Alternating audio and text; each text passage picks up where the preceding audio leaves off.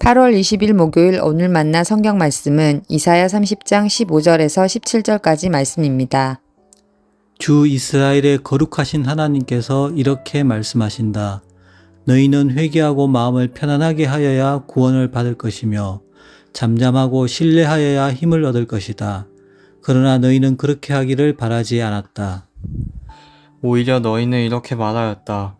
그렇게 하지 않겠습니다. 우리는 차라리 말을 타고 도망가겠습니다. 너희가 이렇게 말하였으니 정말로 너희가 도망갈 것이다. 너희는 또 이렇게 말하였다. 우리는 차라리 날래말을 타고 달아나겠습니다. 너희가 이렇게 말하였으니 너희를 뒤쫓는 자들이 더 날래말을 타고 쫓아올 것이다.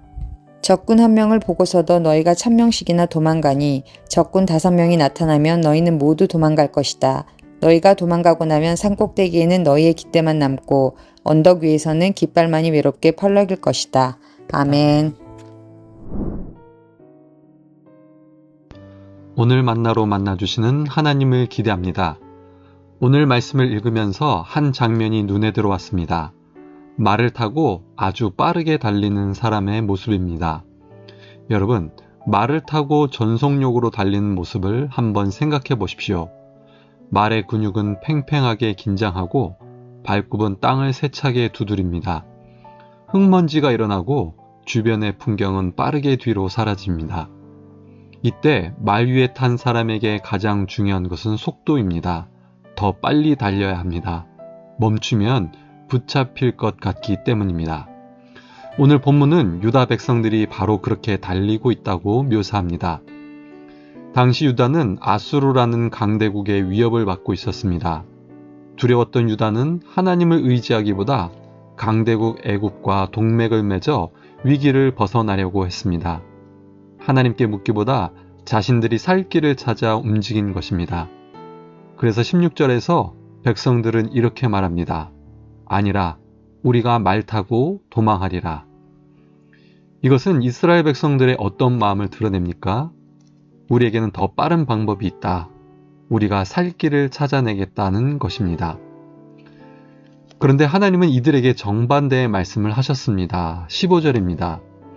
너희가 돌이켜 조용히 있어야 구원을 얻을 것이요 잠잠하고 신뢰하여야 힘을 얻을 것이거늘. 유다는 힘을 얻기 위해 더 빨리 달리려고 합니다. 그런데 하나님께서는 놀랍게도 힘을 얻으려면 잠잠히 나를 신뢰하라고 말씀하십니다. 이 말씀 속에서 우리의 모습을 돌아봅니다. 우리도 걱정스러운 일이 생기면 마음의 속도부터 빨라집니다. 건강에 이상이 생기면 계속 검색합니다. 자녀에게 문제가 생기면 이것저것 방법을 찾아봅니다. 직장의 상황이 불안해지면 아직 일어나지도 않은 일까지 머릿속으로 계산합니다. 일이 뜻대로 되지 않으면 새로운 방법과 대안을 계속 찾습니다. 물론 문제를 해결하기 위해 움직이는 것은 필요합니다. 최선을 다해 방법을 찾는 것도 지혜입니다. 그러나 우리가 한번 물어야 할 것이 있습니다. 나는 지금 믿음으로 움직이고 있는가? 아니면 불안해서 움직이고 있는가? 불안에는 독특한 힘이 있습니다. 우리에게 계속 속도를 높이라고 말합니다. 빨리 결정해. 뭐라도 해야 해. 가만히 있으면 큰일 나. 그래서 우리는 때로 문제를 해결하기 위해 움직이는 것이 아니라 가만히 있으면 불안하기 때문에 움직입니다. 그런데 하나님은 말씀하십니다. 잠잠하고 신뢰하여야 힘을 얻을 것이거늘. 여기서 잠잠하라는 것은 현실을 외면하거나 아무것도 하지 말라는 뜻이 아닙니다. 오히려 내 마음의 속도를 늦추어 하나님께서 말씀하실 자리를 만드는 것입니다. 그렇다면 왜 잠잠해야 할까요? 내가 보는 것이 전부가 아니기 때문입니다. 유다 백성들의 눈에는 애굽을 의지하는 것이 가장 현실적인 선택처럼 보였습니다. 우리도 마찬가지입니다. 우리는 지금 당장 나에게 유리한 것이 무엇인지는 계산할 수 있습니다. 그러나 그 선택이 어디로 이어질지는 다 알지 못합니다. 우리는 오늘을 보지만 하나님은 내 삶 전체를 보십니다.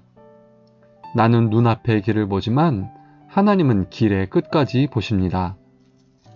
그러므로 잠잠함은 단순히 마음을 가라앉히는 기술이 아닙니다. 내 판단이 삶의 최종 기준이 되는 자리에서 내려와 하나님께 다시 방향을 묻는 믿음의 행동입니다. 그래서 마음이 불안해서 무언가 빨리 결정하고 싶을 때 잠시 멈추어 보십시오. 그리고 두 가지를 물어보십시오. 주님, 지금 저를 움직이는 것은 믿음입니까? 불안입니까? 주님, 지금 제가 해야 할 일은 무엇이고 주님께 맡겨야 할 일은 무엇입니까? 그렇게 하나님께 묻고 나서는 움직여야 합니다. 잠잠함은 행동의 반대가 아닙니다. 잠잠함은 행동의 방향을 바로잡는 시간입니다. 사랑하는 성도 여러분, 오늘 여러분이 타고 달리고 있는 말은 무엇입니까? 무엇이 여러분의 마음을 조급하게 하고 계속 달리게 하고 있습니까? 오늘 하나님은 우리에게 무조건 말해서 내려오라고 말씀하시는 것이 아닙니다. 다만 불안에게 고삐를 맡기지 말라고 말씀하십니다. 불안이 고삐를 잡으면 우리는 더 빨리 달립니다. 그러나 하나님께 고삐를 맡기면 때로는 멈추기도 하고 기다리기도 하고 때로는 담대하게 움직이기도 합니다. 여기서 중요한 것은 속도가 아니라 누가 방향을 정하고 있는가입니다.